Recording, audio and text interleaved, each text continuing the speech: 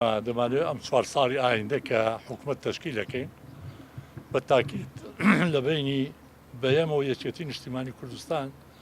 بەیەکەوە ئەم حکوومەتە هەوڵە دەین لەگەڵ لایەنەکانی کەس حەز ناکەین هیچ لایەنێک خۆی دوور بگرێن لێمان بەڵام لایەنەکانی کەس بێ ئەوە حسابیەوە بکەن کە ئەم فترەی ئێمە 4 ساڵی ڕابردوو لە وەختی ئێمە گەشتینە ئەزمەیەکی ناخۆش و یان شەڕێکی داعش یان قەیرانی دارایی کە ئێمەیان بەجێ هێشت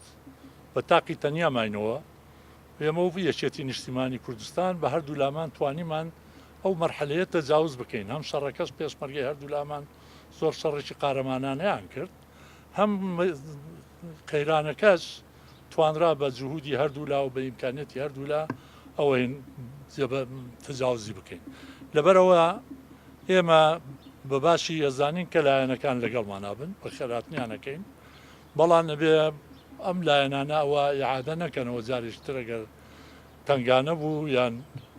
وەزعێکی ناخۆش هاتە پێشەوە ئێمە لە نیوەی ڕێگا بەجێ بێڵن ئەمە لایەکی تریش ناکرێ ئەوانە لەگەڵ ئێمە لە حکوومەتا بن بە لایەکی تریش ئۆپۆزیسیۆن بن